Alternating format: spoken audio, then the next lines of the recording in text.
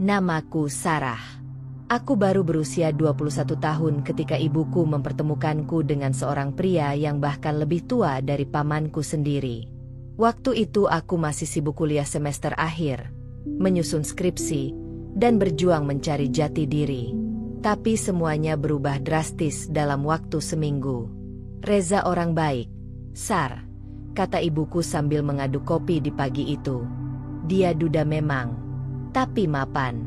Bisa menjamin hidupmu. Kamu kan tahu keadaan kita sekarang. Aku diam. Sudah keberapa kalinya aku mendengar kalimat itu dari mulut beliau. Keadaan kami memang tidak baik. Ayah meninggal 2 tahun lalu, dan sejak itu ibu banting tulang menjaga warung kecil agar kami bisa bertahan. Tapi perjodohan? Dengan duda beranak satu? Dia usianya 45 tahun. Bu, dia punya anak laki-laki, dan aku berhenti. Entah kenapa, suaraku bergetar. Iya, anaknya sudah dewasa. Tapi kamu bukan akan menikah dengan anaknya.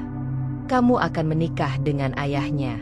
Sarah, kadang hidup bukan soal cinta, tapi pilihan. Dan kesempatan tidak datang 2 kali. Aku tidak langsung menjawab. Tapi malam itu, aku tidak bisa tidur. Aku merasa seperti berada di persimpangan jalan. Jika aku menolak, aku mungkin akan terus hidup di warung kecil ini, dengan penghasilan pas-pasan. Jika aku menerima, aku masuk ke dunia yang sama sekali asing, menjadi istri orang kaya, istri kedua, istri duda. Ibu bilang aku akan aman. Tapi kenapa hatiku tidak tenang? 2 hari kemudian, lamaran itu datang. Aku mengenakan kebaya putih yang disiapkan ibu dan duduk di antara keluarga besar yang bahkan tak kukenal. Reza hadir dengan setelan abu-abu, wajahnya tenang, matanya tajam, dan tanpa ekspresi. Ia menjabat tanganku seperti seorang direktur menyalami karyawan baru. Tidak ada senyum, tidak ada tatapan hangat. Hari pernikahan kami jatuh seminggu setelah itu. Terlalu cepat. Aku bahkan belum menghafal nama lengkap calon suamiku. Tapi undangan sudah disebar. Gedung sudah disewa. Aku hanya menjalani semuanya seolah berada dalam mimpi panjang yang aneh dan dingin. Hari itu, aku duduk bersanding dengan Reza di pelaminan. Aku mengenakan gaun putih modern, rambut disanggul rapi, dan riasan wajah yang membuatku nyaris tak mengenali diri sendiri. Banyak tamu datang, tapi hampir tidak ada yang kukenal. Reza duduk tenang di sampingku, hanya tersenyum tipis ketika sesekali kamera mengarah.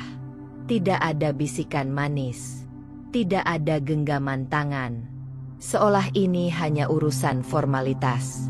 Transaksi yang disepakati 2 keluarga. Malam harinya, aku dibawa ke rumah besar milik Reza di kawasan elit Jakarta Selatan. Rumah 3 lantai itu terlalu megah untuk dihuni hanya oleh kami. Tapi aku tahu, Reza tidak tinggal sendiri. Ada anaknya, Adrian.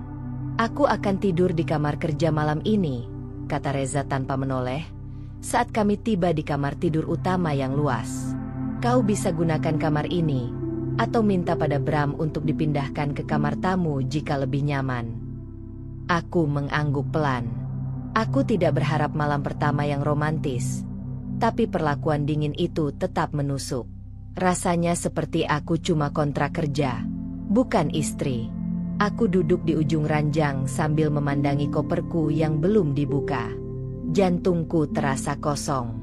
Aku resmi menikah, tapi tidak merasa jadi istri siapapun. Beberapa menit kemudian, terdengar ketukan pelan di pintu. Bu Sarah, suara laki-laki tua menyapa dari luar. Saya Bram, asisten Pak Reza. Ini beberapa aturan rumah, dan kunci kamar. Aku membukakan pintu.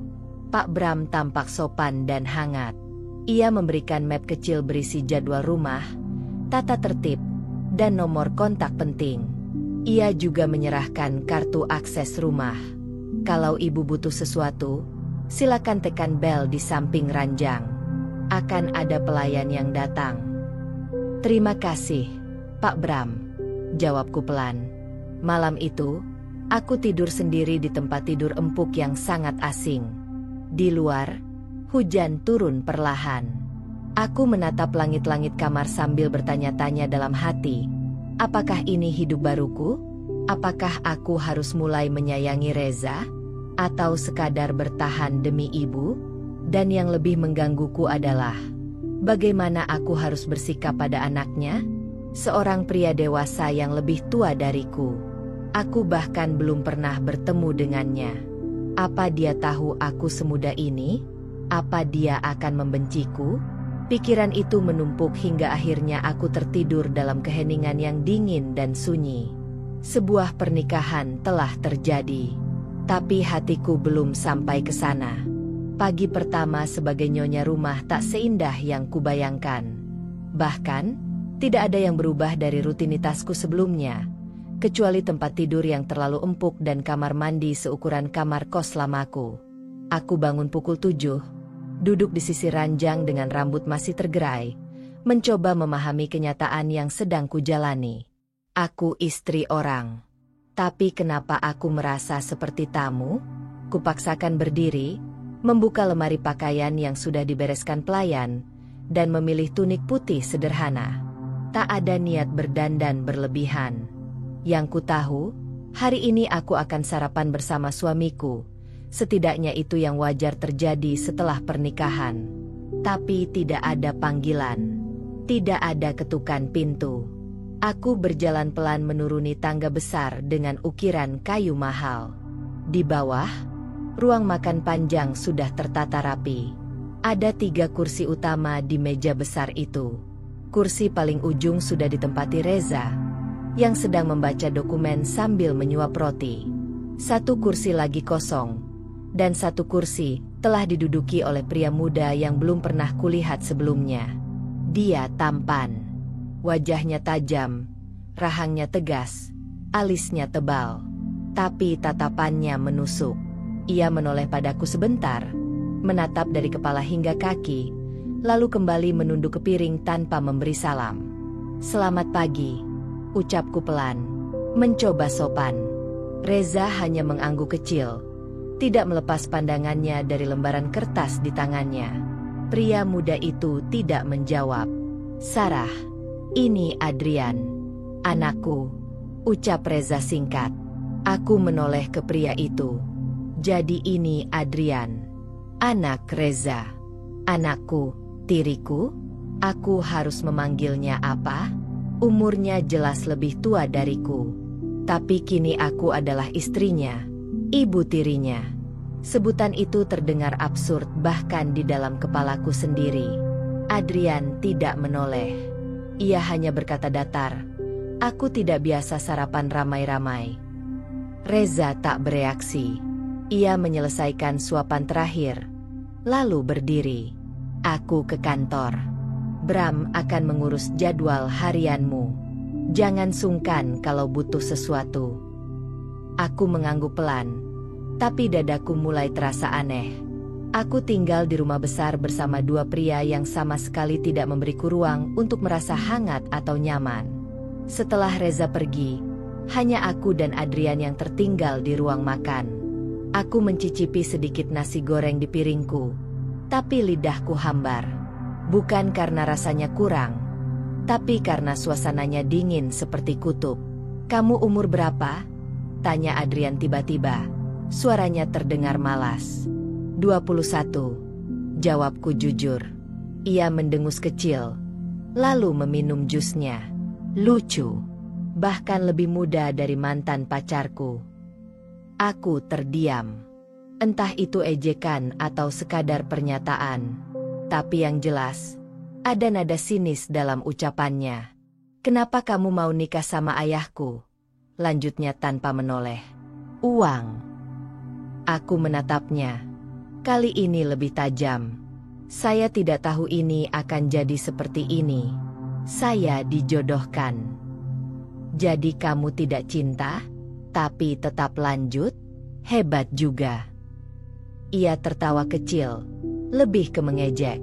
Saya tidak merasa perlu menjelaskan hidup saya padamu, jawabku tenang. Ia akhirnya menatapku. Lama. Matanya hitam, dalam, dan penuh tanda tanya. Mungkin karena tak menyangka aku berani menjawab.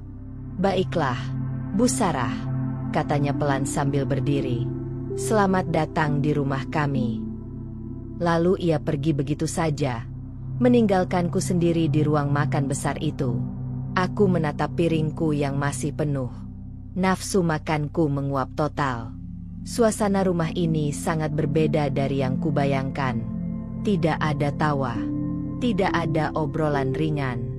Hanya formalitas, aturan, dan dingin yang menyusup di setiap sudut. Siangnya, Pak Bram mendatangiku di ruang duduk. Ia sopan seperti biasa. Bu Sarah, ini jadwal harian Pak Reza. Beliau pulang pukul 8 malam. Kalau ibu ingin mengisi waktu, saya bisa atur kunjungan ke butik, perpustakaan, atau tempat lain. Apa biasanya ada kegiatan untuk istri beliau sebelumnya? Tanyaku pelan. Pak Bram tersenyum sopan. Ibu adalah istri pertama yang tinggal di rumah ini. Sebelumnya, Ibu Diah tidak tinggal bersama. Aku mengangguk. Diah, nama mantan istri Reza. Entah kemana wanita itu sekarang, dan mengapa mereka berpisah. Tapi satu hal jelas, tidak ada satupun kehangatan yang tersisa dari masa lalu di rumah ini. Sore harinya aku mencoba berjalan-jalan di taman belakang rumah. Ada kolam kecil, air mancur, dan deretan pohon palem yang rapi. Aku duduk di bangku batu sambil memainkan jari-jariku. Lalu aku mendengar suara sepatu menghampiri. Adrian. Ia berdiri beberapa meter dariku, memasukkan tangan ke saku jaket. Kau bisa berpura-pura jadi istri baik sepuasmu, tapi jangan ikut campur urusan rumah ini. Aku tidak berniat ikut campur, jawabku jujur. Aku hanya mencoba bertahan. Ia menatapku, kali ini tanpa senyum, tapi juga tanpa sindiran. Hanya diam. Sejenak, aku melihat sesuatu di matanya. Mungkin luka, atau kemarahan. Aku tidak tahu. Terserah, ucapnya lalu pergi lagi. Hari itu, aku sadar, perjalanan ini tidak akan mudah. Bukan hanya karena usia atau status, tapi karena hubungan ini dibangun di atas fondasi rapuh.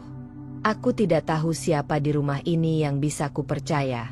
Tapi satu hal pasti, aku harus kuat. Karena tak ada jalan mundur.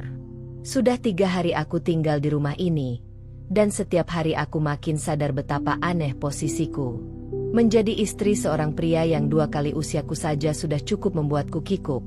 Tapi menjadi ibu tiri dari laki-laki yang lebih tua dariku adalah level canggung yang tidak pernah kupikirkan sebelumnya. Pagi itu, seperti biasa aku turun ke ruang makan lebih dulu. Reza sudah pergi ke kantor sejak subuh, dan Adrian belum terlihat. Aku memilih duduk di kursi tengah, bukan di kepala meja, bukan juga di ujung, berharap tidak terlihat terlalu istri atau terlalu tamu. Sulit menebak batasan di rumah ini. Saat sedang menyuap bubur ayam hangat, 2 pelayan rumah, Mbak Sari dan Mbak Wulan, sedang mengobrol di dapur terbuka yang letaknya bersebelahan dengan ruang makan. Mereka tidak sadar aku mendengar. Mungkin karena posisiku tertutup tirai kecil di antara ruangan. Serius, Mbak, aku kira istri Pak Reza itu akan yang seumuran. Lah ini, kayak adik iparnya Pak Adrian, bisik Wulan. Iya, awal lihat juga aku kaget. Soalnya, Adrian itu ya, udah 24 tahun. Mbak Sarah kelihatannya malah lebih muda. Kamu tahu nggak? Kemarin si Adrian ngomong sama Mas Bram, katanya dia nggak bakal pernah anggap Bu Sarah itu ibu. Gimana mau anggap?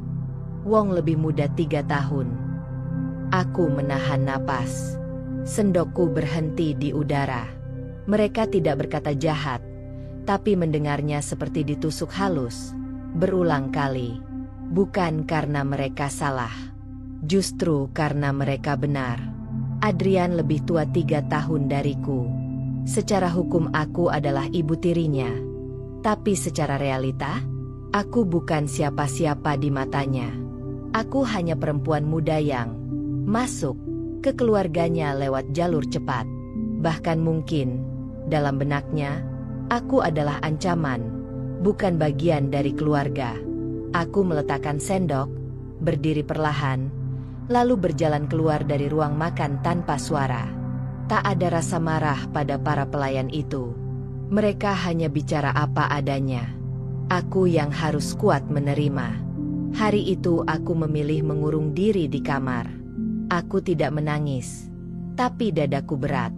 Aku memandang diriku di cermin besar yang menggantung di dinding. Gaun rumah sederhana, rambut disanggul seadanya, wajah tanpa make up. Tapi aku tetap kelihatan terlalu muda untuk semua ini. Tiba-tiba pintu kamar diketuk. Suaranya pelan. Bu Sarah. Suara Bram. Pak Adrian menunggu di ruang tamu. Katanya ingin bicara. Aku menatap pintu selama beberapa detik. Bicara? Setelah 3 hari bersikap dingin dan menyindirku terus-menerus? Apalagi sekarang? Aku turun perlahan. Di ruang tamu, Adrian duduk di sofa abu tua, mengenakan kaos hitam dan celana santai. Ia seperti baru pulang dari kampus. Kulitnya sedikit berkeringat. Rambutnya acak-acakan. Ia melihatku.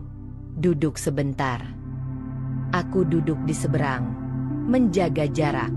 Aku mau langsung aja, katanya. Aku tahu kamu dengar omongan pelayan tadi pagi. Aku menegang. Aku tidak sengaja dengar. Justru bagus kamu dengar, supaya kamu tahu kenyataannya. Jangan terlalu berharap bisa masuk ke hidup keluarga ini dengan mudah. Aku mengangguk pelan. Aku tidak punya niat merebut peran siapa-siapa. Aku hanya menjalani pernikahan ini karena keadaan. Adrian tersenyum miring. Keadaan, ya? Uang. Aku menatap matanya. Kalau aku kejar uang, aku tidak akan menerima tidur sendiri di kamar selama 3 malam. Tatapan Adrian berubah. Seperti tidak menyangka aku bisa menjawab seperti itu. Dengar, Sarah, katanya lebih pelan. Aku bukan orang yang baik. Dan aku bukan orang yang suka basa-basi. Tapi rumah ini, sejak ibu pergi, rumah ini nggak pernah benar-benar hidup. Ayah makin dingin. Aku sibuk sendiri. Dan sekarang kamu datang. Jadi orang asing di antara kami. Aku cuma mau bilang satu hal. Aku diam. Menunggu. Jangan berpikir bisa jadi keluarga. Jalani saja. Anggap ini kontrak. Lebih aman begitu. Aku menelan ludah. Kalimatnya tajam, tapi jujur. Sakit, tapi jelas. Dan untuk alasan yang tidak ku mengerti, aku justru lega. Setidaknya, aku tahu di mana aku berdiri. Oke, jawabku. Aku akan jalani. Bukan untuk kamu, bukan juga untuk ayahmu, tapi untuk diriku sendiri. Adrian mengangguk pelan, lalu berdiri. Tapi sebelum pergi, ia menatapku sebentar. Kamu tidak seperti yang aku pikir. Aku tidak menjawab. Dan untuk pertama kalinya sejak aku datang ke rumah ini, ada percakapan yang terasa nyata. Pahit, tapi nyata. Malamnya, aku menelepon Mira. Sumpah, ini absurd banget. Mir, aku harus bersikap sopan ke anak suamiku yang lebih tua dariku. Tapi dia juga bersikap kayak tembok es. Kamu kuat, Sar. Aku tahu kamu kuat. Tapi jangan hilang di tengah semua ini. Jangan jadi boneka yang cuma ikut alur, kata Mira dari seberang. Aku mengangguk walau dia tidak bisa melihat. Aku tidak akan jadi boneka. Aku cuma belum tahu siapa aku di rumah ini. Dan saat aku menutup telepon, aku sadar, pertanyaanku bukan cuma tentang bagaimana bertahan, tapi bagaimana menjadi diriku sendiri dalam rumah yang tidak menginginkanku menjadi apapun. Hari-hari berlalu tanpa kehangatan, tapi juga tanpa konflik. Anehnya, dalam rumah yang begitu dingin dan besar ini, aku mulai menemukan celah kecil untuk bernapas. Mungkin karena aku berhenti berharap terlalu banyak. Pagi-pagi aku bangun sebelum pelayan rumah memulai aktivitas. Aku suka berjalan ke taman belakang, menghirup udara pagi yang masih segar, dan duduk di bangku batu di samping kolam kecil. Suara air mancur menenangkan pikiranku. Aku membawa buku catatan kecil, menulis hal-hal yang kusyukuri, sesederhana. Hari ini matahari bersinar. Aku masih sehat. Aku belum menyerah. Kehadiran para staf rumah mulai terasa lebih ramah. Mbak Sari sering membawakanku teh manis tanpa perlu kuminta, dan kadang ia menawarkan makanan khas yang dibuat sendiri. Mbak Sarah suka yang manis atau gurih? Tanyanya suatu siang. Manis, jawabku sambil tersenyum. Ah, cocok. Saya besok bawain klepon buatan ibu saya. Ya, asli Cianjur. Kebaikan-kebaikan kecil seperti itu membuatku merasa tidak sepenuhnya sendiri. Aku bukan lagi tamu aneh yang diam-diam diperhatikan. Mereka mulai melihatku sebagai pribadi, bukan sekadar istri muda Pak Reza. Pak Bram juga menjadi sosok yang bisa diandalkan. Ia tidak banyak bicara, tapi selalu siap membantu. Ia bahkan memberiku akses ke ruang baca pribadi Reza. Ruangan dengan rak-rak tinggi berisi buku klasik, jurnal ekonomi, dan koleksi lukisan mini. Reza tidak pernah bilang apa-apa soal itu. Tapi Bram sepertinya tahu aku butuh tempat untuk mengalihkan pikiran. Aku juga mulai membentuk rutinitasku sendiri. Bangun pukul 6, olahraga ringan di taman, sarapan ringan, membaca di ruang baca, lalu tidur siang. Sore hari aku membantu Mbak Sari di dapur, bukan karena harus, tapi karena ingin. Terkadang aku iseng mencoba resep-resep lama yang kupelajari dari ibu. Rumah besar itu mulai terasa sedikit lebih hangat, setidaknya untuk diriku sendiri. Dan Reza tetap menjadi sosok dingin, tapi perlahan kulihat celah-celah kecil yang menunjukkan ia bukan sekaku yang kutahu. Ia selalu pulang pukul 8 malam, masuk rumah tanpa suara, mengganti jasnya, lalu duduk sendirian di ruang kerjanya sambil minum teh hangat yang sudah disiapkan pelayan. Tapi aku perhatikan, ia selalu menyisakan teh itu separuh. Seperti ada kebiasaan yang tidak selesai. Suatu malam, aku memberanikan diri mengetuk pintu ruang kerjanya. Reza membukanya sendiri. Iya. Aku ingin bicara, kalau tidak mengganggu, kataku pelan. Ia menatapku sebentar, lalu mempersilahkan masuk. Ruang kerjanya lebih hangat dari perkiraanku. Dindingnya dilapisi kayu, lampunya kuning redup, dan ada rak kaca berisi piagam dan foto-foto lama. Salah satu foto menunjukkan Reza lebih muda, berdiri di samping seorang wanita cantik dan seorang anak kecil, Adrian. Aku menatap foto itu sesaat sebelum duduk. Aku hanya ingin bilang, terima kasih, kataku, karena masih memberiku ruang. Ia mengernyit pelan. Ruang. Iya, untuk menyesuaikan diri. Aku tahu situasinya. Tidak biasa, tapi kamu tidak pernah menyalahkanku, dan aku menghargai itu. Reza menatapku lama, lalu mengangguk sekali. Aku tidak menyalahkan siapapun, katanya akhirnya. Pernikahan ini terjadi karena pilihan, bukan cinta. Tapi bukan berarti kamu harus merasa bersalah. Kamu tidak salah, Sarah. Itu kalimat terpanjang yang pernah ia ucapkan padaku sejak kami menikah. Dan itu cukup untuk membuat dadaku sedikit lebih ringan. Malam itu aku tidur lebih nyenyak. Mungkin karena pertama kalinya sejak pernikahan, aku merasa dihargai sebagai manusia. Beberapa hari kemudian, aku bertemu lagi dengan Adrian di lorong lantai 2. Ia baru pulang kuliah, membawa tas selempang dan jaket kampus. Kau masih di sini, katanya datar. Aku menatapnya heran. Maksudnya? Kupikir kau akan menyerah dan kabur. Aku tertawa kecil. Kupikir juga. Tapi ternyata aku lebih kuat dari kelihatannya. Adrian menahan senyum. Wajahnya tidak setegang biasanya. Kamu memang aneh. Aku tahu. Kami berjalan berlawanan arah. Tapi sebelum kami berpisah, ia sempat berkata, "Hati-hati dengan ayahku. Dia bisa baik, tapi juga bisa sangat jauh." Aku hanya menatap punggungnya yang menjauh. Kata-katanya menggantung di udara. Bukan ancaman, bukan nasihat. Lebih seperti peringatan dari seseorang yang pernah kecewa terlalu dalam. Hari itu aku sadar, kenyamanan bukan berarti semuanya menjadi mudah. Tapi ketika mulai mengenal pola-pola kecil, ketika orang-orang mulai melihat keberadaanku bukan sebagai ancaman, aku mulai menemukan pijakan. Mungkin aku belum jadi bagian dari keluarga ini, tapi setidaknya, aku bukan lagi bayangan asing yang menunggu untuk diusir. Kupikir segalanya mulai membaik. Setelah beberapa minggu, aku sudah bisa tersenyum sendiri saat menyiram tanaman di taman, atau ketika duduk membaca di ruang baca Reza. Bahkan sesekali Reza menyapaku lebih hangat dari biasanya. Tidak banyak, tapi cukup membuatku berpikir bahwa aku bisa bertahan di rumah ini lebih lama dari yang kuperkirakan.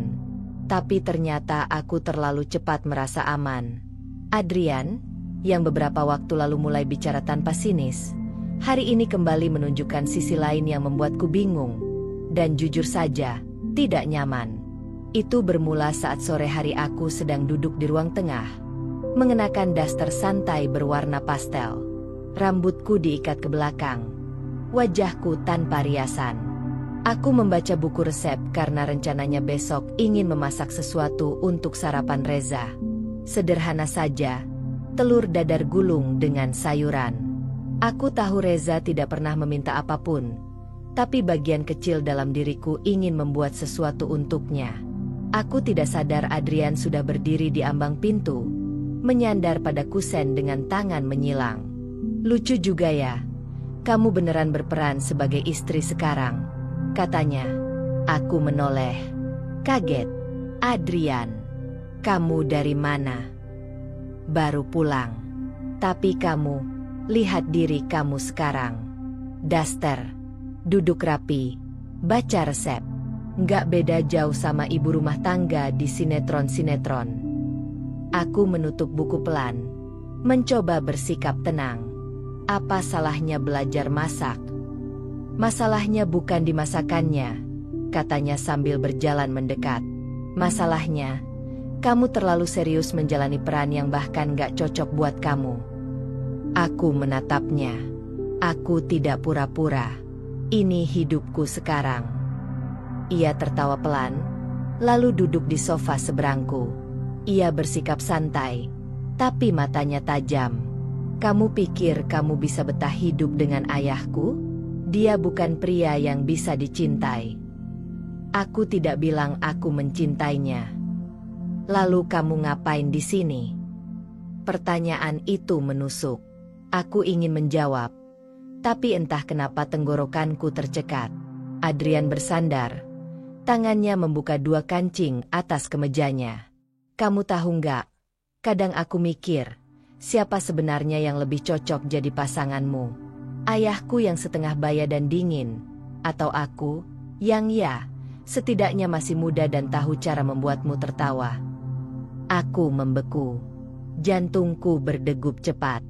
Nada bicaranya berubah. Bukan sekadar sindiran, tapi godaan. Entah bercanda atau serius, tapi membuatku sangat tidak nyaman. Adrian, hentikan, kataku tegas. Kenapa? Kamu takut? Aku istri ayahmu. Kamu juga perempuan. Dan kamu tahu sendiri, kamu lebih pantas jadi pasanganku daripada jadi ibu tiriku. Aku berdiri, mencoba menjaga nada suara agar tidak bergetar. Aku tidak tahu apa yang kamu pikirkan, Tapi aku tidak akan membiarkan kamu melewati batas. Sekali lagi kamu bicara seperti itu, aku akan bicara langsung ke ayahmu. Ia menatapku, kali ini tanpa senyum. Wajahnya kosong, tapi matanya kecewa. Kamu terlalu serius, Sarah, katanya akhirnya. Padahal dunia ini terlalu rumit untuk idealismu. Lalu ia berdiri dan pergi, meninggalkanku dengan pikiran yang campur aduk. Tangan kiriku menggenggam erat buku resep yang tadi kugunakan sebagai pelarian. Lututku sedikit lemas. Malamnya, aku duduk di kamar sendirian, merenungi percakapan itu. Jelas, Adrian bukan anak kecil. Ia tahu apa yang ia katakan. Entah bercanda, menggoda, atau menguji. Yang jelas, ia ingin membuatku goyah. Dan bagian terburuknya, ia nyaris berhasil. Tapi aku bukan perempuan yang mudah dipermainkan. Aku mungkin menikah karena keadaan, tapi aku tetap punya batas. Dan siapapun di rumah ini, entah Reza, Adrian, atau siapapun, harus tahu bahwa aku tidak akan membiarkan siapapun melewati garis itu. Aku menulis pesan singkat pada Mira. Mir, Adrian mulai aneh. Bukan cuma dingin, tapi seperti menguji aku. Aku nggak nyaman. Tak lama, balasan datang. Sar, jangan diam. Kalau kamu merasa terganggu, kamu harus bicara. Setidaknya ke Reza, atau ke Bram kalau kamu belum siap. Tapi jangan anggap ini sepele. Aku membaca ulang pesan itu berkali-kali. Mira selalu jadi temanku berpikir jernih. Tapi masalahnya, bagaimana aku bisa bicara pada Reza, sementara hubungan kami sendiri belum terbentuk dengan baik? Malam itu aku memutuskan satu hal. Besok pagi aku akan bicara dengan Pak Bram. Aku tidak akan menuduh atau membuat masalah besar. Tapi aku harus menyampaikan bahwa ada sesuatu yang tidak beres. Karena kalau aku diam, mungkin batas itu akan semakin kabur. Dan aku tidak mau kehilangan kendali atas hidupku. Lagi, aku tidak langsung bicara ke Pak Bram pagi itu. Malam tadi aku nyaris tidak tidur. Kepalaku penuh dengan kata-kata Adrian, ekspresi wajahnya, nadanya. Semuanya berputar di kepalaku seperti putaran kipas yang tak bisa dimatikan. Tapi setelah mandi dan berdandan rapi, aku memutuskan untuk tetap menjalani hari seperti biasa, meski hatiku tidak tenang. Pukul 9 pagi, aku melihat Pak Bram berdiri di teras belakang sambil menyiram bunga. Usianya mungkin sudah lewat 50, tapi geraknya tetap tenang dan penuh ketelitian. Aku menghampirinya perlahan. Pak Bram, panggilku pelan. Ia menoleh dan langsung tersenyum ramah. Selamat pagi, Bu Sarah. Aku ragu beberapa detik, lalu berkata, bisa bicara sebentar? Ia mematikan keran dan mengangguk sopan. Tentu, Ibu mau bicara di mana? Kita duduk saja di gazebo, kataku, menunjuk sudut taman yang agak teduh. Kami duduk berdua, dan aku menatap Pak Bram dengan hati-hati. Ia bukan orang yang suka mencampuri urusan, tapi aku yakin, ia melihat lebih banyak dari yang ia tunjukkan. Ada sesuatu yang ingin saya tanyakan, Pak, kataku pelan, tentang Pak Reza. Pak Bram menautkan jari-jarinya di atas pangkuan. Apa yang ingin Ibu ketahui? Aku menatap rerumputan di bawah. Dia pria baik, tapi sangat jauh, sangat dingin. Kadang aku merasa, bukan cuma karena usia kami berbeda, tapi seolah dia sengaja membangun dinding di sekelilingnya. Saya hanya ingin tahu, kenapa? Pak Bram menghela napas pelan. Ia menatap lurus ke depan, seolah mencari kata-kata yang tepat. Pak Reza, tidak selalu seperti itu. Waktu istrinya yang pertama masih hidup, beliau pria yang hangat, terbuka, penuh tawa. Saya sudah kerja untuk beliau sejak awal menikah dengan Ibu Diah. Tapi semuanya berubah setelah perceraian mereka. Kenapa mereka bercerai? Tanyaku pelan. Karena pengkhianatan, jawabnya singkat. Ibu Diah berselingkuh dengan rekan bisnis Pak Reza. Hubungan mereka pecah perlahan. Pak Reza berusaha mempertahankan, tapi Ibu Diah memilih pergi. Setelah itu, Pak Reza berubah. Ia tidak percaya siapapun, bahkan dirinya sendiri. Aku terdiam. Luka karena dikhianati membuat semuanya masuk akal. Dan Adrian? Tanyaku lagi. Apa dia tahu semua ini? Tahu, jawab Bram. Adrian sangat dekat dengan ibunya. Ia membela ibunya sepenuhnya. Itu sebabnya hubungan mereka berdua tidak pernah pulih. Adrian tidak pernah memaafkan ayahnya. Meski kenyataannya, bukan Pak Reza yang menghancurkan rumah tangga mereka. Aku mulai memahami sesuatu. Dingin yang kuterima dari Reza bukan ditujukan padaku, tapi pada trauma masa lalu yang masih membekas. Dan Adrian, ia mungkin tidak melihatku sebagai ancaman, tapi sebagai pengganti. Simbol baru dari luka lama ayahnya.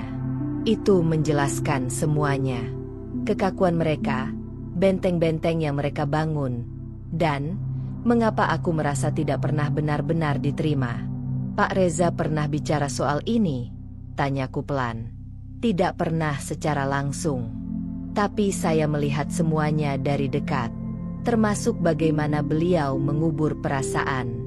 Beliau membiarkan dirinya bekerja tanpa henti, tinggal dalam rumah yang terlalu besar untuk satu orang, dan menutup pintu hatinya rapat-rapat. Aku mengangguk pelan. Dadaku terasa penuh. Entah kenapa, aku tidak lagi merasa kasihan, tapi justru ingin lebih memahami. Terima kasih, Pak Bram. Saya hanya ingin tahu kebenaran, karena saya ingin tetap di sini, bukan sebagai orang asing. Pak Bram tersenyum. Kalau ada yang bisa membuat beliau berubah, saya pikir itu ibu. Setelah percakapan itu, aku tidak langsung pergi. Aku duduk lama di gazebo, membiarkan angin menyentuh wajahku. Untuk pertama kalinya sejak aku masuk rumah ini, aku tidak hanya berpikir soal bagaimana aku bisa bertahan, tapi bagaimana aku bisa mendekat. Malam harinya, Reza pulang seperti biasa. Pukul 8 tepat. Ia melepas jasnya dan berjalan ke ruang kerja tanpa berkata apa-apa. Tapi sebelum ia menutup pintu, aku memberanikan diri. Pak Reza, kataku pelan. Ia menoleh. Iya. Besok pagi, kalau tidak keberatan, saya ingin membuatkan sarapan. Ia menatapku, jelas tak menyangka. Aku tahu biasanya kamu tidak makan banyak, tapi mungkin kamu bisa coba sesuatu yang sederhana. Reza tidak langsung menjawab, lalu perlahan mengangguk. Oke. Satu kata, tapi cukup untuk membuat dadaku hangat. Keesokan paginya, aku bangun lebih awal. Aku memasak sendiri, telur dadar gulung isi wortel dan daun bawang, sedikit nasi, dan teh hangat. Mbak Sari menawarkan bantuan, tapi aku bilang ingin melakukannya sendiri. Pukul 7 pagi, Reza turun. Ia mengenakan kemeja putih dan celana abu, rapi seperti biasa. Aku sudah duduk di meja makan, menyajikan makanan. Silakan, kataku sambil menunjuk piringnya. Ia duduk, mengambil sendok, dan mulai makan tanpa banyak bicara. Tapi aku perhatikan ia tidak menghentikan makanannya setelah satu suap. Artinya cukup enak. Sederhana, katanya akhirnya. Tapi enak. Aku tersenyum. Saya senang Anda suka. Lalu kami makan dalam diam. Tapi tidak ada ketegangan. Hanya keheningan yang nyaman. Dan untukku, itu lebih dari cukup. Hari itu aku menulis di buku kecilku. Hari ini dia bilang masakanku enak. Mungkin luka masa lalunya tidak bisa aku sembuhkan. Tapi aku bisa menemaninya perlahan. Tanpa mendesak. Tanpa menuntut. Dan mungkin disitulah cinta dimulai. Sudah 3 hari sejak Reza memuji masakanku. Rasanya seperti ada celah kecil yang terbuka di antara tembok dinginnya. Ia memang belum banyak bicara, tapi ia tidak lagi terlalu kaku. Beberapa kali ia menatapku saat sarapan, bukan sebagai tamu yang menumpang, tapi seperti seseorang yang mulai diperhatikan. Namun, perubahan sikap Reza bukan satu-satunya hal yang membuatku resah akhir-akhir ini. Adrian. Ia juga berubah, dan itu jauh lebih membingungkan. Dulu ia selalu berbicara tajam, sinis, dan seolah menganggap keberadaanku sebagai lelucon. Tapi 2 hari terakhir, ia tidak lagi melontarkan sindiran saat melihatku. Bahkan, tadi pagi, ia membukakan pintu saat aku hampir terjatuh karena membawa nampan air ke ruang tamu. "Pelan, Bu Sarah," katanya sambil menahan ujung nampan. Suaranya rendah. Matanya tidak lagi dingin, tapi hangat. Aku tertegun. Terima kasih." Ia mengangguk pelan dan berjalan pergi. Aku berdiri beberapa detik sambil memeluk nampan itu erat-erat, bingung dengan perasaanku sendiri. Apa yang barusan terjadi? Siang harinya, aku duduk di ruang kerja kecilku, mencoba membaca buku. Tapi pikiranku melayang. Aku merasa diawasi. Bukan dalam arti buruk, tapi seperti ada mata yang memperhatikan dari jauh. Saat aku menoleh ke arah jendela terbuka, benar saja, Adrian sedang duduk di kursi luar, matanya menatap ke arahku. Begitu aku menyadari, ia cepat-cepat mengalihkan pandangan. Ada yang berubah. Jelas. Dan itu membuatku cemas. Sore itu, aku memberanikan diri pergi ke dapur menemui Mbak Sari yang sedang memotong sayur. "Mbak, Adrian akhir-akhir ini agak beda ya?" tanyaku pelan, berusaha terdengar netral. Mbak Sari menoleh. Alisnya sedikit naik. "Maksud ibu gimana?" "Ya, biasanya dia kasar, suka menyindir. Tapi sekarang, malah sopan, pendiam, tapi sering memperhatikan." "Apa dia memang begitu?" "Ya." Mbak Sari tertawa pelan. "Kalau boleh jujur, saya juga heran. Soalnya, Mas Adrian biasanya nggak pernah peduli soal rumah ini. Sejak ibu datang, dia memang jadi sering kelihatan di rumah. Biasanya juga cuek, sekarang malah kadang bantu-bantu nyuruh anak-anak bersih-bersih." Aku terdiam. Bukan hanya aku yang merasakannya. Jangan-jangan, dia mulai terbiasa sama saya, ya? Kataku, mencoba meyakinkan diri sendiri. Mbak Sari menatapku sebentar, lalu tersenyum ambigu. "Mungkin, Bu. Tapi, hati-hati juga. Kadang perhatian seseorang bukan karena kebiasaan. Bisa juga karena rasa yang mulai tumbuh." Hatiku mencelos. Aku kembali ke kamar dengan pikiran yang tidak karuan. Kata-kata Mbak Sari terngiang. Rasa yang mulai tumbuh. Tapi, rasa dari siapa? Aku menepis semua itu. Tidak mungkin. Adrian mungkin hanya berubah karena tidak enak bersikap kasar terus-menerus. Atau mungkin karena melihat Reza mulai menerimaku, dia jadi ikut bersikap lebih baik. Aku tidak boleh membesar-besarkan.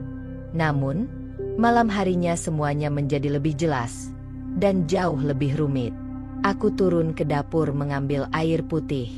Sudah hampir pukul 10 malam. Lampu-lampu rumah sudah sebagian dimatikan. Saat aku melewati ruang tamu, aku berhenti karena mendengar suara musik pelan. Ternyata Adrian duduk di sana, di sofa besar, dengan laptop di pangkuan. Ia menatap layar sambil sesekali mengangguk mengikuti irama lagu. Aku ragu untuk lewat, tapi ia melihatku duluan. "Mau minum?" tanyanya. Aku mengangguk. "Iya, haus." Ia berdiri dan berjalan ke arah dapur lebih dulu, lalu membuka kulkas dan mengambil botol air mineral. "Mau yang dingin atau suhu ruangan?" "Suhu ruangan saja," jawabku pelan, kaget karena sikapnya yang sangat normal. Ia menuangkan air ke dalam gelas, lalu menyerahkannya padaku. Matanya menatap langsung ke wajahku, tapi tidak menyeramkan. Hanya terlalu lama. Aku belum minta maaf soal waktu itu, katanya tiba-tiba. Aku memegang gelas erat. Waktu yang mana? Yang aku ngomong macam-macam. Soal kamu, soal pernikahan kamu sama ayah. Aku menunduk. Sudah lewat. Aku nggak mau ungkit. Justru karena itu, katanya pelan, aku merasa lebih bersalah. Ia duduk lagi di sofa.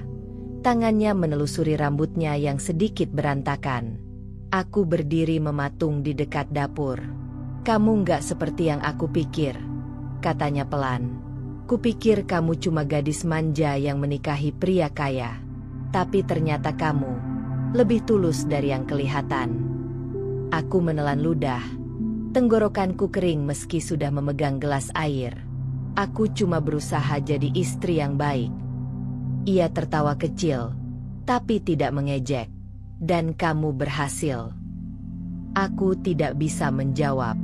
Tubuhku terasa kaku. Adrian bangkit, berjalan ke arahku perlahan. Tapi saat hanya berjarak 2 langkah, ia berhenti. Kalau kamu bukan istri ayahku, mungkin aku akan melihatmu dengan cara yang berbeda, bisiknya, lalu berbalik dan meninggalkanku sendiri di dapur. Hatiku berdebar begitu keras sampai rasanya dadaku akan meledak. Itu bukan godaan. Itu bukan ejekan. Itu pernyataan.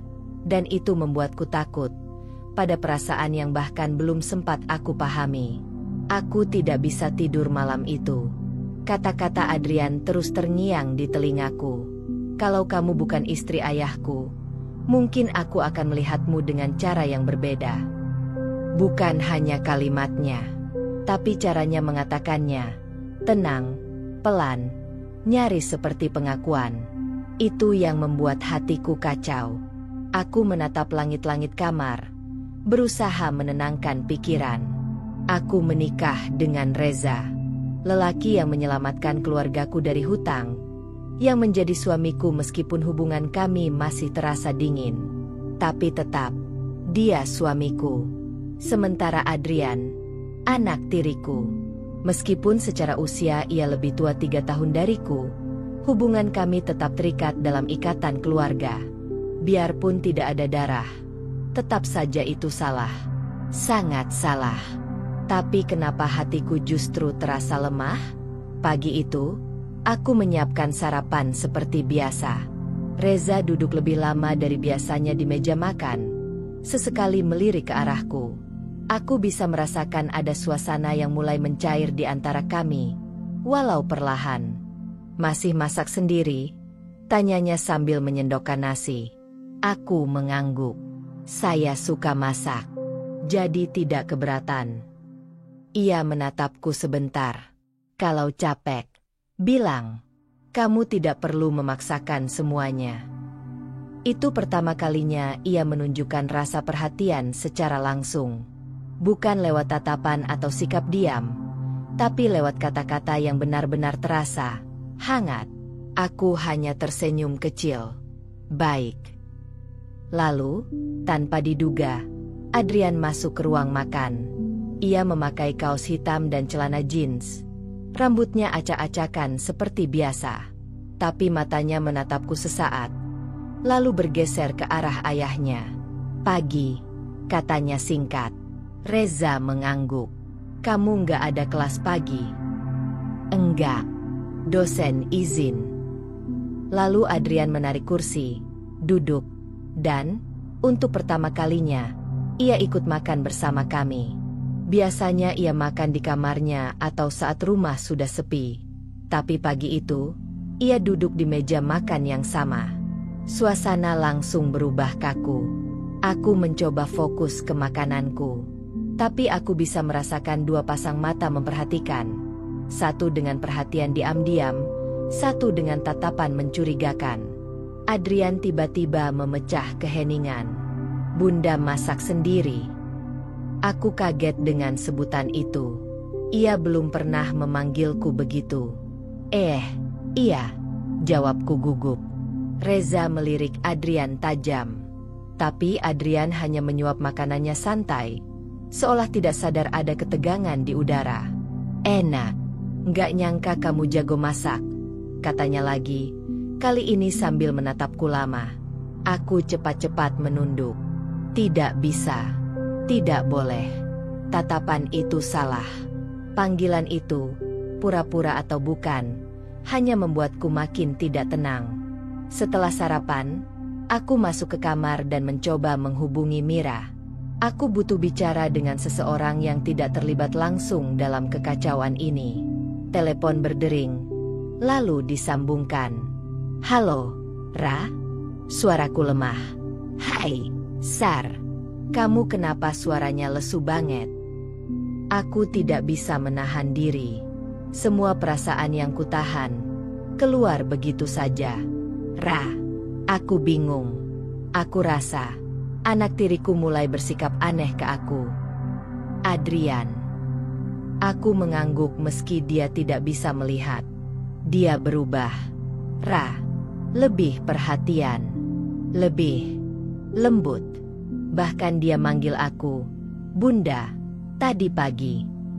Mira terdiam sejenak, lalu suaranya menjadi serius.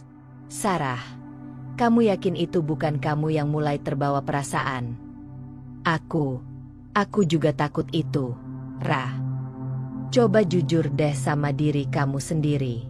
Kamu suka sama dia? Aku menggigit bibir. Enggak tahu. Aku bingung. Aku tahu dia anak tiriku.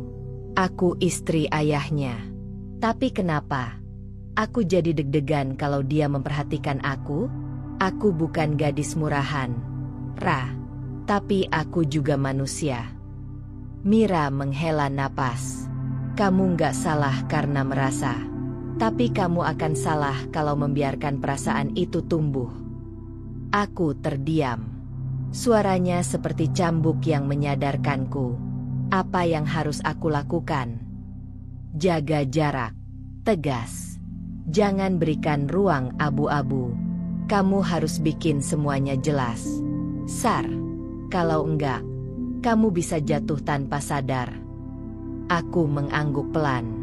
Sore harinya, aku melihat Adrian duduk di taman belakang, memutar pensil di tangannya sambil membaca buku. Saat aku lewat, ia memanggilku. Sarah, bentar. Aku menoleh. Kenapa? Aku mau minta maaf soal tadi pagi. Aku mengerutkan dahi. Kenapa? Aku sadar aku manggil kamu Bunda. Mungkin itu kedengaran aneh. Aku menghela napas. Iya, sedikit. Ia berdiri. Aku cuma mau bilang, aku nggak lagi ngejek. Aku cuma bingung sendiri sama perasaanku. Dan aku tahu seharusnya nggak ngomong ini. Tapi aku mulai suka kamu, Sarah. Kata itu membuat kakiku lemas. Aku tahu kamu istri ayahku. Tapi perasaan ini muncul sendiri. Aku nggak bisa pura-pura nggak ngerasain. Adrian, kataku pelan tapi tegas. Kamu nggak boleh ngomong seperti itu lagi. Tolong. Dia menatapku lama, lalu mengangguk pelan. Maaf, tapi aku harus jujur. Aku berjalan cepat kembali ke dalam rumah. Dadaku berdebar seperti genderang perang. Aku harus memilih. Sekarang, menjaga jarak atau semuanya akan hancur. 3 hari berlalu sejak pengakuan Adrian sore itu. Sejak saat itu, aku menjaga jarak sebisa mungkin. Tidak duduk terlalu dekat. Tidak membuka obrolan. Bahkan tak lagi menatap matanya lebih dari 1 detik. Tapi meskipun aku menjauh secara fisik, pikiranku masih terbelenggu olehnya. Aku merasa seperti orang berdosa, padahal belum melakukan apapun. Tapi diam-diam, perasaan itu seperti api kecil yang terus menghanguskan bagian dalam diriku. Yang lebih menyulitkan, Reza mulai berubah. Perubahan yang membuatku bertanya-tanya, apakah ia mulai curiga? Pagi itu, kami sarapan bertiga lagi. Adrian terlihat biasa saja, seolah tak pernah mengucapkan kata-kata terlarang itu. Ia tetap sopan, bahkan sempat mengoper piring tanpa diminta. Tapi tidak ada lagi panggilan Bunda. Ia seperti kembali jadi Adrian yang dulu, tapi dalam versi yang lebih tenang. Reza menatap kami berdua, bukan dengan tatapan penuh kasih, tapi penuh pertanyaan, seperti sedang mengamati. Ada yang berubah ya di rumah ini, katanya pelan sambil mengaduk kopi. Aku menoleh cepat. Maksudnya? Adrian jadi lebih ramah. Kamu juga terlihat canggung. Tanganku berhenti memegang sendok. Adrian tetap menunduk ke makanannya, tapi aku bisa melihat rahangnya mengeras. Aku tertawa kecil, memaksakan. Mungkin karena aku masih menyesuaikan diri. Pelan-pelan, suasananya mulai enak. Reza tidak menjawab, hanya menatapku lama, lalu kembali menyeruput kopinya. Aku tidak bisa makan banyak pagi itu. Rasanya seperti duduk di kursi pesakitan. Siangnya, Reza mengajakku keluar. Ia bilang ingin makan siang berdua di restoran dekat kantor. Aku mengiyakan tanpa berpikir panjang. Sejujurnya, aku butuh keluar dari rumah. Butuh menjauh dari Adrian. Tapi saat Reza menyetir dengan tenang di sampingku, hatiku malah makin tidak tenang. Kamu nggak cerita apa-apa ke aku? Tanyanya tiba-tiba saat kami hampir sampai. Aku menoleh. Cerita apa?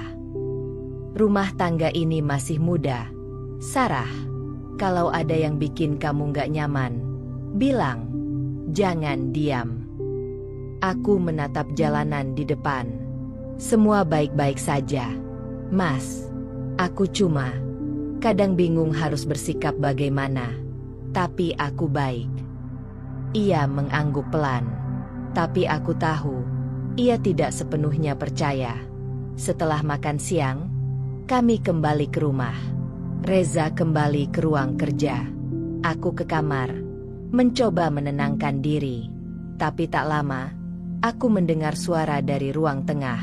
Reza dan Adrian. Mereka berbicara keras. Aku diam-diam mendekat ke tangga. Tak sampai turun, hanya menguping dari balik dinding. Ayah ngapain ajak dia keluar segala? Suara Adrian. Dia istriku, Adrian. Jawab Reza dingin. Ya, tapi kalian bahkan belum akrab. Baru 2 bulan nikah. Sekarang tiba-tiba sok mesra. Aku nggak suka caramu bicara. Reza menggeram. Dia bukan teman mainmu. Hargai statusnya. Statusnya? Iya, statusnya sebagai wanita muda yang lo beli dari keluarganya. Kan? Suara Adrian tajam. Dek, hatiku seperti diremas. Jadi itu yang dia pikirkan? Bahwa aku dibeli? Tapi Reza tidak terpancing. Kamu mulai melewati batas, Adrian. Beberapa detik hening. Lalu suara Adrian terdengar lebih rendah. Gue cuma kasihan. Dia masih muda. Kayaknya nggak dapat cinta yang pantas. Langkah kaki. Pintu ditutup keras. Lalu hening. Aku mundur pelan. Kembali ke kamar dengan kepala penuh petir. Reza cemburu. Dan Adrian masih berani bersikap seenaknya. Aku menangis malam itu. Bukan karena aku tidak disayang, tapi karena aku tahu, dari awal aku tidak seharusnya berada di antara mereka berdua. Keesokan harinya, suasana rumah dingin. Reza tidak bicara padaku lebih dari 2 kalimat. Adrian tidak muncul di meja makan. Hanya aku, sendiri, di tengah 2 pria yang saling berperang dalam diam. Sore harinya, Mira mengirim pesan. Aku mimpi kamu nangis. Sar, hati-hati. Ya, jangan sampai terluka karena 2 hati yang gak beres. Aku membalas dengan emotikon senyum, meski hatiku berantakan. Malam hari, Reza masuk ke kamar lebih cepat dari biasanya. Ia duduk di sofa kecil dekat jendela, menatap keluar. "Sarah." Aku menoleh. "Apa kamu tertarik sama Adrian?" Pertanyaan itu seperti tamparan keras di wajahku. "Tidak," jawabku cepat. Ia masih menatap keluar. "Kamu tahu aku nggak bodoh, kan?" Aku berdiri. "Mas, aku nggak pernah punya niat aneh. Aku tahu posisi aku. Aku cuma bingung kenapa semuanya jadi rumit." Reza menoleh. Matanya kosong. "Kalau dia menyakitimu, bilang. Tapi kalau kamu menyakitiku, tolong jangan bilang." Aku nggak yakin bisa terima. Aku tidak bisa berkata-kata. Itu bukan ancaman. Itu luka yang baru terbuka. Dan aku berdiri di tengah pusaran yang tak tahu kemana harus melangkah. Hari itu mendung sejak pagi. Langit seperti menahan tangis. Dan aku pun begitu. Hubungan antara aku, Reza, dan Adrian terasa makin renggang. Suamiku semakin diam, seperti menarik diri ke dunia yang hanya miliknya. Sedangkan Adrian, dia lebih sering keluar rumah tanpa pamit. Rumah ini jadi sunyi, meski tak pernah benar-benar sepi. Malamnya, hujan turun dengan deras. Guntur bergemuruh, dan angin mengetuk jendela kamar seperti ingin masuk. Aku duduk di tepi tempat tidur sambil memeluk lutut, membiarkan pikiran melayang. Saat itulah lampu padam. Listrik mati. Gumamku, mencoba tidak panik. Aku keluar kamar sambil membawa senter kecil dari laci. Aku turun ke lantai bawah untuk mengecek apakah ada orang di ruang tengah. Tapi rumah ini terlalu senyap. Mungkin Reza di ruang kerja. Mungkin juga Adrian belum pulang. Aku berjalan ke arah dapur, lalu ke teras belakang. Hujan deras memukul tanah dan daun-daun pohon. Suara hujan selalu memberiku ketenangan. Jadi aku duduk di kursi rotan sambil menatap gelapnya halaman. Beberapa menit kemudian, suara langkah terdengar. "Sarah." Aku menoleh. Adrian berdiri di ambang pintu, bajunya sedikit basah, rambutnya meneteskan air. Mungkin baru masuk dari garasi samping. "Kamu di sini?" tanyanya pelan. "Iya." "Listrik mati." Ia berjalan ke arahku. "Ayah nggak di rumah." Aku menggeleng. Sepertinya keluar. Tapi aku nggak tahu pasti. Adrian duduk di kursi sebelahku. Hujan membuat kami harus duduk agak dekat, karena area kering di teras hanya selebar itu. Beberapa detik kami hanya diam, mendengarkan suara hujan. "Dingin, ya," katanya sambil menggosok-gosok tangannya. Aku mengangguk. Lalu ia menoleh padaku. "Kamu suka hujan?" "Suka. Sejak kecil." "Kenapa?" Aku berpikir sejenak. Entah. Rasanya, hujan bikin semua orang berhenti sejenak. Jalanan sepi. Orang-orang masuk rumah. Dunia jadi lebih tenang. Adrian tertawa kecil. Filosofis juga. "Ya, kamu." Aku hanya tersenyum tipis. Ia memandangku lama. Dan untuk pertama kalinya dalam beberapa hari, aku memberanikan diri menatap balik. Ada sesuatu di matanya malam itu. Bukan sekadar rasa suka, tapi juga luka. Kesepian. Dan aku, bodohnya, bisa merasakannya. "Sarah," bisiknya. Aku menoleh cepat. "Jangan lanjutkan." Ia menghela napas. Aku tahu ini salah. Tapi aku nggak bisa pura-pura nggak merasa. Setiap kali lihat kamu, aku merasa tenang. Dan hangat. Sesuatu yang bahkan nggak pernah aku rasakan dari ibu kandungku dulu. Aku menggigit bibir. "Tolong, Adrian." Jangan hancurkan aku. Ia mendekat sedikit, tapi tidak menyentuhku. Aku cuma mau kamu tahu bahwa kamu berharga. Kamu layak dicintai bukan karena hutang atau keadaan, tapi karena kamu sendiri. Hatiku retak. Kata-katanya manis. Salah, tapi jujur. Aku berdiri cepat. Aku harus ke kamar. Tapi ia menangkap tanganku. Lembut. Tidak memaksa. Tapi cukup membuatku berhenti.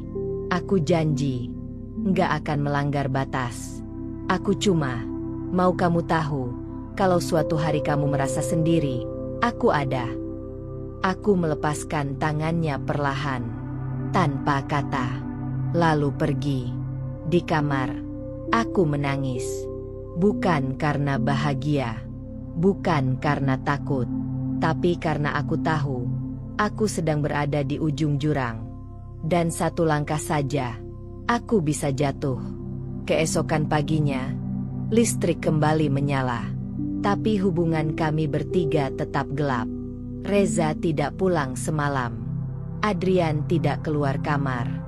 Dan aku kembali terperangkap di antara cinta yang tidak kuminta dan kesetiaan yang mulai retak. Hujan sudah reda, tapi badai di hatiku belum. Mira datang sore itu tanpa pemberitahuan. Seperti biasanya, aku mendapati diriku buru-buru mengganti pakaian dan merapikan rambut saat mendengar klakson mobilnya di halaman.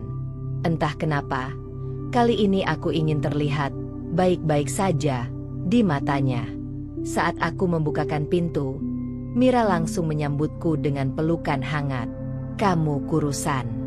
Dan ada yang berubah," katanya sambil menatapku dari ujung kepala sampai ujung kaki. Aku tertawa kecil. Cuma belum sempat makan siang. "Ah, jangan bohong. Aku kenal kamu sejak SMP. Ini bukan soal makan," katanya sambil masuk rumah. Langsung menuju ruang tamu seperti biasa. Kami duduk berdua. Kuseduh teh hangat. Lalu aku duduk di depannya, berusaha tetap santai. Mira menatap sekeliling. Seperti museum. Ya, sunyi banget. Aku mengangguk. Reza di kantor. Adrian, aku nggak tahu. Sepertinya di kamar. Ia mengangkat alis. "Kok kamu nyebut nama Adrian sekarang pakai nada beda?" "Ya." Aku menatapnya cepat. "Nada apa?" "Nggak tahu. Beda aja. Nggak kayak dulu." Aku terdiam. Mira menyandarkan punggung ke sofa. "Sar, kamu tahu aku bukan orang yang suka ngejudge. Tapi akhir-akhir ini, aku ngerasa kamu berubah.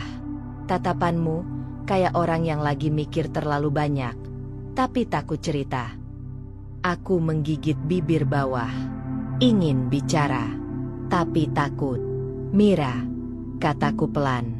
"Kalau misalnya ada orang yang terlalu dekat, bukan karena niat, tapi karena keadaan, dan kamu tahu itu salah, kamu harus gimana?"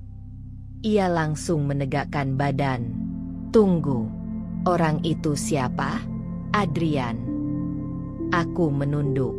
"Sarah, apa yang terjadi?" Aku tidak langsung menjawab. Mataku mulai memanas. "Dia bilang suka sama aku." Mira terdiam. Lama. Aku pikir dia akan marah atau menghakimi. Tapi yang pertama dia lakukan adalah menarik napas dalam. "Aku sudah curiga," katanya akhirnya. "Dari nada bicaramu, cara kamu cerita, tatapan kosong kamu di video call. Tapi aku nggak mau suuzan. Sekarang aku tahu, ternyata kamu benar-benar ada di situasi yang gawat." Aku mengangguk pelan. Air mata mengalir perlahan. Aku nggak pernah goda dia, Mir. Aku nggak pernah kasih harapan. Tapi dia tiba-tiba berubah. Dia perhatian, lalu jujur soal perasaannya. Dan aku, "Kamu bingung?" Aku mengangguk lagi. Mira mendekat, menggenggam tanganku. Sar, kamu manusia. Kamu bisa merasa. Tapi kamu juga perempuan yang punya kendali. Kamu bukan korban. Kamu masih bisa memilih. Kamu harus jaga dirimu. Jangan sampai kamu jadi pihak yang disalahkan. Aku menarik napas dalam. Kamu harus bicara sama Reza. Lanjutnya. Atau, kalau belum siap, menjauh dari Adrian. Hindari momen-momen sendirian berdua. Jangan kasih ruang buat perasaan itu tumbuh. Aku menatap Mira. Mataku masih basah. Aku takut. Kalau aku bicara, semuanya bisa hancur. Dan kalau kamu diam, kamu bisa hancur. Kata-katanya menusuk. Tapi benar. Kamu tahu, Sar, bukan soal siapa yang salah atau benar, tapi soal siapa yang berani menjaga batas. Aku mengangguk pelan. Sebelum pulang, Mira berdiri di depan pintu dan menatapku dalam-dalam. Kalau kamu butuh tempat tinggal sementara, kabari aku. Serius. Kamu bisa tinggal di apartemenku. Aku menggeleng cepat. Belum sampai sejauh itu. Tapi kalau sudah, jangan tunggu semuanya terlambat. Ia mencium keningku pelan, lalu pergi. Aku berdiri di ambang pintu cukup lama setelah itu, melihat mobilnya menghilang di tikungan. Di dalam rumah, segalanya kembali hening. Tapi kata-kata Mira menggema di kepalaku. Kamu bukan korban. Kamu masih bisa memilih. Malam itu aku duduk di depan kaca, menatap diriku sendiri. Wajah yang lelah, mata yang sembab, dan hati yang gamang. Aku menulis satu kalimat di buku catatanku. Mulai besok, aku harus buat batas lebih jelas. Entah apapun risikonya. Sudah 3 hari sejak Mira datang. Aku mulai membangun batas. Tak lagi turun sarapan jika Adrian sedang ada di meja makan. Tak lagi duduk di ruang tamu terlalu lama. Bahkan langkahku ke dapur pun kubatasi. Semua serba cepat, seperlunya, dan kembali ke kamar. Reza masih dingin, tapi bukan marah, lebih seperti menjauh. Ia pulang larut, hanya masuk ke kamar untuk tidur tanpa banyak bicara, dan pagi-pagi sudah hilang lagi. Aku merasa seperti benda asing di rumah ini, seperti wallpaper yang ada, tapi tidak pernah benar-benar dilihat. Lalu sore itu datang, dan semuanya pecah lagi. Aku sedang menyiram tanaman di teras belakang ketika mendengar langkah kaki dari dalam rumah. Kukira pembantu, tapi ternyata bukan. Adrian. Sarah. Panggilnya dari ambang pintu. Aku tidak menjawab, tetap membungkuk di dekat pot anggrek. Bisa ngobrol sebentar? Lanjutnya. Maaf, aku lagi sibuk. Jawabku cepat tanpa menoleh. Tolong. 5 menit saja. Aku menarik napas panjang, lalu berdiri, berbalik pelan. Ngomong apa lagi sih, Adrian? Ia berjalan mendekat, tapi aku mundur 1 langkah. Cukup membuatnya berhenti. Gue tahu kamu berusaha jaga jarak. Gue lihat. Gue ngerti. Bagus kalau ngerti. Potongku. Tapi makin lo jauhin, makin gue sadar satu hal. Aku menatap tajam. Adrian, jangan. Ia tetap melanjutkan. Gue nggak bisa pura-pura lagi. Gue beneran suka sama lo. Dan itu bukan sekadar kagum. Cukup. Suara bentakanku menggema di antara suara burung dan daun-daun. Adrian terlihat kaget. Lo pikir ini romantis? Lo pikir gue senang dikejar anak suami gue sendiri? Suaraku bergetar. Dia terdiam. Gue bukan mainan. Bukan pelarian dari luka lo. Dan yang paling penting, gue bukan milik lo. Air mataku turun dengan sendirinya.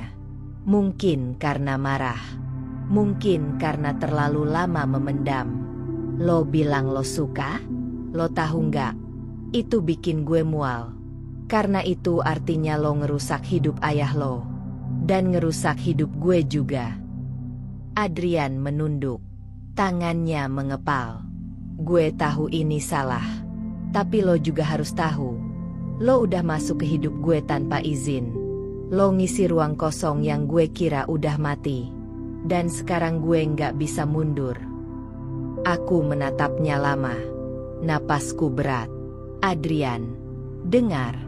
Apapun yang kamu rasakan, simpan sendiri. Jangan datang ke aku. Jangan bicara lagi tentang ini. Dan jangan pernah berharap lebih. Ia tidak menjawab. Hanya menatapku. Penuh luka. Lalu ia berbalik. Masuk ke rumah tanpa suara. Malamnya, Reza pulang lebih awal dari biasanya. Ia membawakan makanan dari luar dan mengajak makan malam bersama. Sesuatu yang sudah lama tidak terjadi. Di meja makan, kami duduk berdua. Hanya kami. Adrian gak makan. Tanyanya. Dia gak keluar kamar. Jawabku pelan. Reza menatapku. Lalu mulai bicara pelan. Kamu nangis hari ini? Aku berhenti mengunyah. Aku lihat mata kamu merah. Aku menunduk. Cuma capek. Reza mengangguk pelan. Lalu mengambil gelas air. Kamu masih merasa nggak cocok tinggal di sini? Pertanyaan itu membuatku gugup. Enggak, Mas. Aku cuma lagi menata hati. Menata hati. Aku terdiam. Sarah, katanya pelan. Aku tahu kamu bukan robot. Aku tahu kamu mungkin belum bisa cinta sama aku sekarang. Tapi aku berharap kamu tetap bisa jaga rasa hormat terhadap rumah ini. Aku menatapnya. Ada luka di sana. Tapi juga peringatan. Mas, aku hormat. Justru karena itu aku diam.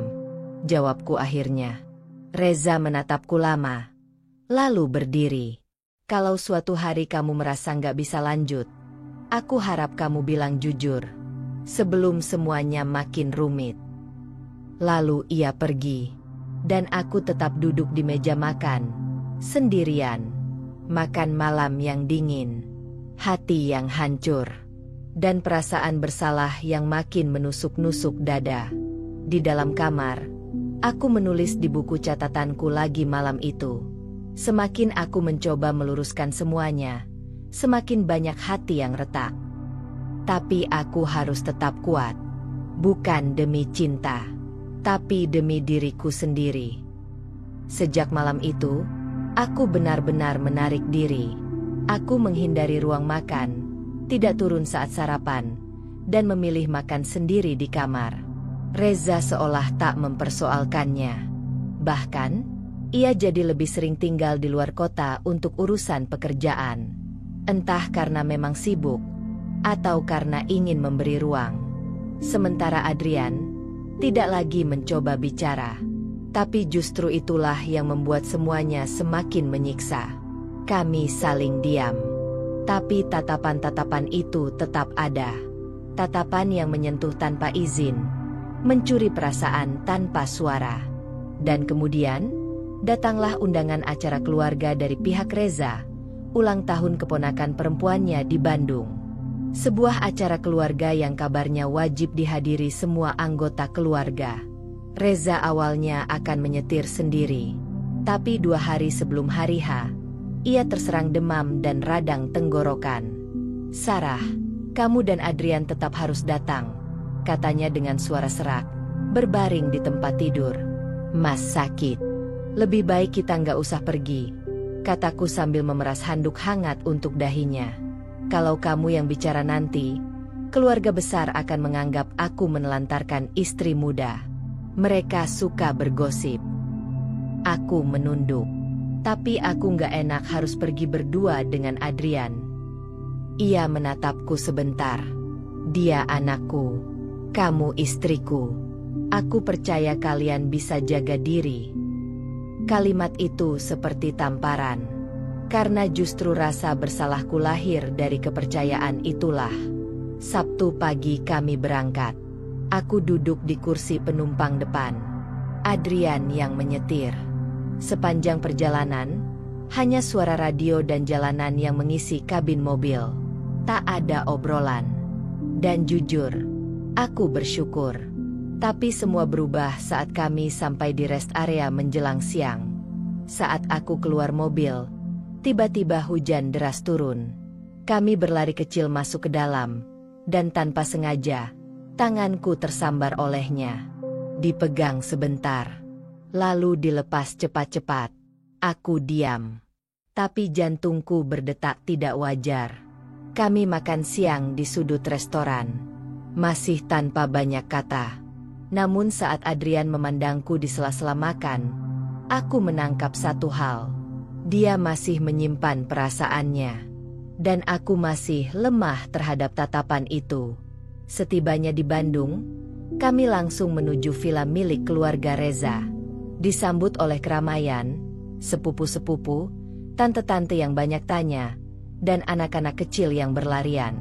Semua sibuk, semua tertawa. Dan aku, seperti biasa, tamu asing yang mencoba terlihat akrab. Akhirnya kenalan juga sama istri barunya Om Reza, kata salah satu sepupu perempuan Adrian sambil memelukku ramah. Manis banget, kayak boneka Jepang. Aku hanya tertawa sopan. Terima kasih, Kak. Beberapa keluarga melirik-lirikku, entah kagum, atau membicarakan di balik senyum. Aku sudah kebal. Tapi di tengah keramaian, aku menyadari sesuatu. Adrian selalu ada di dekatku. Saat makan malam, saat acara pemotongan kue, bahkan saat aku pamit ke dapur untuk mengambil air, ia diam-diam ikut. Seolah menjadi tameng. Atau seolah dia tidak mau melepaskan pandangannya barang sedetik. Malam harinya, villa sudah mulai tenang. Tamu-tamu pulang. Yang tinggal hanya keluarga inti. Aku berjalan ke balkon untuk menghirup udara dingin Bandung. Saat itulah pintu balkon terbuka, dan Adrian muncul. "Kamu belum tidur?" tanyanya. Aku hanya mengangguk tanpa menatap. "Sarah." Suaranya berat, tapi tidak memaksa. "Gue nggak akan bahas soal perasaan lagi. Gue cuma mau minta satu hal." Aku menoleh pelan. "Apa?" "Jangan anggap gue musuh." Aku terdiam. Gue tahu semuanya salah. Tapi lo satu-satunya orang yang bikin gue ngerasa baik.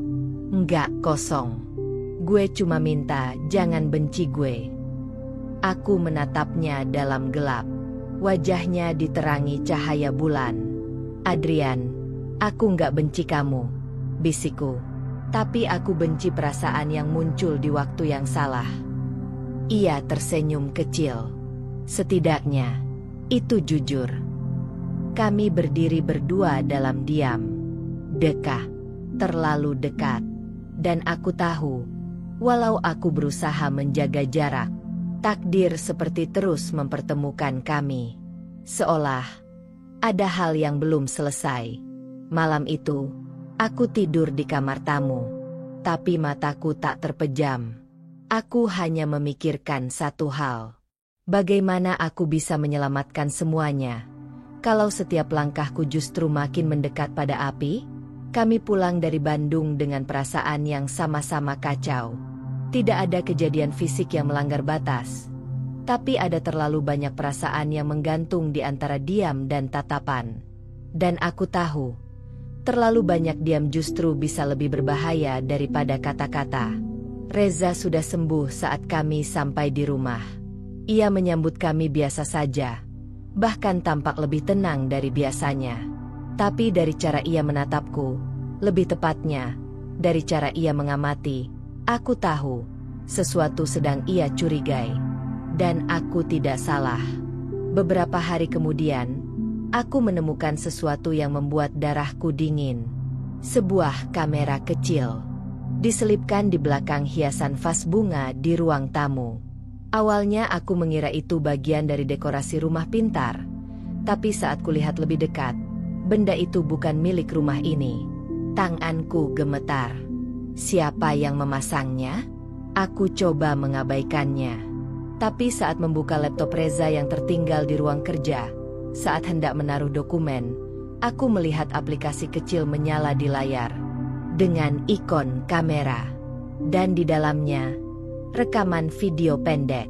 Salah satunya, saat aku dan Adrian bicara di balkon villa. Waktu aku berkata, aku nggak benci kamu, tapi aku benci perasaan yang muncul di waktu yang salah. Dunia terasa runtuh. Aku menutup laptop buru-buru. Dadaku sesak. Langkahku tak stabil. Tapi aku tidak bisa menangis. Yang bisa kulakukan hanya menunggu. Dan waktu itu datang malamnya. Reza memanggilku ke ruang kerjanya. Suaranya pelan, datar, wajahnya tanpa ekspresi. Duduk, katanya. Aku duduk perlahan, berhadapan dengannya. Di meja, ada laptop terbuka. Video itu masih diam di layar. Aku tak bisa bicara. Sejak kapan? Tanyanya pelan. Mas. Sejak kapan dia suka kamu? Aku terdiam. Lalu akhirnya berkata jujur. Dia yang mulai duluan. Aku berusaha menjaga jarak. Aku nggak pernah merespons. Tapi dia. Dan kamu nggak pernah cerita. Suara Reza tetap tenang. Tapi justru itu yang membuat semuanya makin menakutkan. Aku takut. Aku nggak mau masalah paham. Aku nggak mau keluarga ini hancur. Ia tertawa kecil. Getir. Kamu pikir diam kamu menyelamatkan semuanya? Aku menunduk. Air mataku mulai jatuh. Aku salah. Tapi aku bersumpah. Aku nggak pernah berpaling. Reza menutup laptopnya. Lalu berdiri. Berjalan ke jendela. Adrian anakku. Aku membesarkannya sendirian setelah ibunya meninggal. Aku kira dia dewasa. Tapi ternyata, dia belum bisa bedakan cinta dan keinginan. Ia menoleh padaku. Kamu nggak salah, Sarah. Tapi kamu juga tidak benar. Kalimat itu seperti belati. Aku minta maaf. Ia menatapku lama, lalu berkata pelan. Aku akan bicara dengan Adrian malam ini. Tapi sebelum itu, aku minta kamu keluar dari rumah ini dulu. Sementara, pergilah ke tempat yang kamu anggap aman. Aku tercekat. Mas, aku nggak mau kabur. Ini bukan kabur.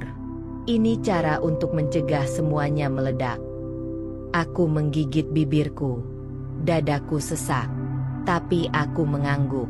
Malam itu, aku mengemas barang-barang pentingku. Mira menjemputku di depan gerbang. Semua baik-baik saja? Tanyanya sambil memelukku. Belum. Tapi mungkin akan baik nantinya. Jawabku lirih. Aku tidak melihat Adrian malam itu. Tapi aku tahu, ia pasti sudah mendengar semuanya. Dan Reza. Seseorang yang paling aku sakiti tanpa pernah aku niatkan. Aku hanya ingin semuanya selesai. Tanpa darah. Tanpa dendam. Tapi, apakah itu mungkin? Malam di apartemen Mira penuh dengan keheningan. Kami tak banyak bicara.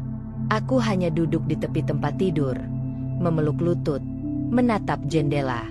Lalu, untuk pertama kalinya dalam beberapa bulan, aku menangis sejadi-jadinya. Menangisi semuanya. Menangisi kebodohanku. Dan menangisi luka yang kutinggalkan di hati dua laki-laki, ayah dan anak, yang seharusnya saling melindungi, bukan saling menyakiti. 3 hari aku tinggal di apartemen Mira. 3 hari itu terasa seperti 3 tahun. Penuh pikiran, bayangan, dan pertanyaan yang terus berputar tanpa jawaban. Tidak ada pesan dari Reza. Tidak juga dari Adrian. Tapi anehnya, aku merasa tenang. Mungkin karena Untuk pertama kalinya, aku tidak lagi berdiri di antara dua sisi yang terus saling menyeretku. Hingga hari keempat, Reza menghubungiku. Besok siang, kita ketemu di rumah. Hanya kita berdua. Singkat, tegas, tanpa embel-embel emosi. Aku tahu, ini akan menjadi akhir. Atau setidaknya, titik balik. Pukul 2 siang, aku tiba di rumah besar yang kini terasa seperti museum sunyi. Langkahku menyusuri koridor dipenuhi rasa gugup. Dan saat kubuka pintu ruang kerja Reza, ia sudah menunggu, duduk di kursi dengan kemeja biru langit yang terlihat terlalu tenang untuk suasana sebesar ini. "Duduklah," katanya tanpa melihatku. Aku duduk, hening. Lalu ia mulai bicara. Aku sudah bicara dengan Adrian. Aku menelan ludah. Dia mengaku semuanya. Perasaannya, cara dia mendekatimu. Dan yang paling membuatku kecewa adalah kenyataan bahwa kamu menahan semua ini sendiri. "Mas, aku..." Ia mengangkat tangan, memotong. "Tenang, aku sudah cukup berpikir. 3 hari terakhir ini, aku sadar, perempuan sepertimu, yang lembut, yang terlalu sopan, yang terlalu takut menyakiti siapapun, seringkali justru menjadi korban dari banyak luka." Aku menunduk. Air mataku menetes. Aku tidak akan bertanya apakah kamu membalas perasaannya atau tidak, karena itu tidak penting. Aku mendongak, terkejut. Yang penting adalah, aku tahu kamu mencoba bertahan, tapi kadang, bertahan justru menyakiti lebih banyak orang. Ia berdiri, menarik napas panjang, lalu berkata, "Aku memutuskan untuk menceraikanmu."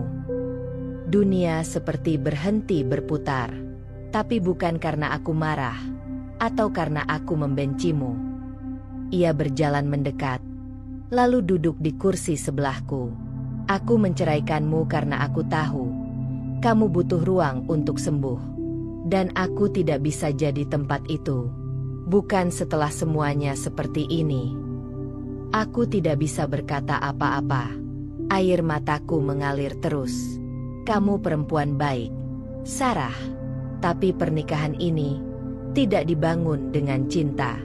Dan jikapun cinta itu tumbuh nanti, itu akan selalu tumbuh dalam bayang-bayang luka dan rasa bersalah." Aku menunduk. "Maaf. Maafkan aku." Ia menatapku dalam. "Aku sudah memaafkanmu bahkan sebelum kamu minta." 1 minggu setelahnya, proses perceraian berjalan secara tertutup. Tanpa drama, tanpa publikasi.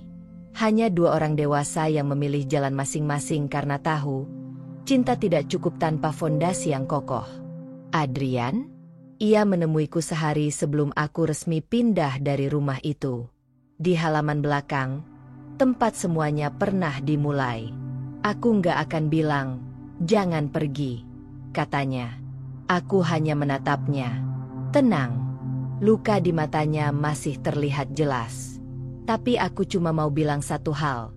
Aku harap lo bahagia, Sarah. Dimanapun, sama siapapun." Aku mengangguk pelan. "Terima kasih. Dan maaf, karena perasaanku justru membuat semuanya berantakan." "Bukan cuma kamu yang salah," jawabku. "Aku juga salah karena terlalu diam." Ia tersenyum tipis, lalu berkata pelan, "Jaga diri, ya." Aku hanya bisa mengangguk, dan itu jadi terakhir kalinya aku melihat Adrian. Beberapa bulan setelah perceraian, aku memulai hidup baru di kota kecil dekat Bandung. Aku mengajar di sekolah TK, dan untuk pertama kalinya, aku merasa ringan. Tidak ada beban, tidak ada keraguan, tidak ada konflik hati.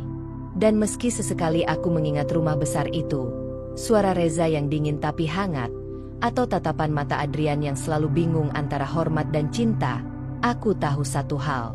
Aku tidak menyesal. Karena dari luka itu, Aku belajar tentang harga diri, tentang keberanian memilih jalan sendiri, dan tentang cinta. Bahwa tidak semua cinta harus dimiliki. Ada cinta yang hanya ditakdirkan untuk mengajari, bukan untuk dimiliki, bukan untuk disimpan, hanya untuk dilepaskan dengan ikhlas. Dan begitulah akhir dari cerita kita hari ini. Setiap perjalanan, seberapapun kecilnya, selalu menyimpan pelajaran dan makna. Semoga kisah ini bisa menginspirasi, menghibur, atau bahkan membuka sudut pandang baru untukmu. Kalau kamu suka dengan cerita seperti ini, jangan lupa untuk like, komen, dan tentunya subscribe agar kamu nggak ketinggalan cerita-cerita seru berikutnya. Aktifkan juga lonceng notifikasinya supaya kamu jadi yang pertama tahu saat cerita baru tayang. Sampai jumpa di kisah selanjutnya.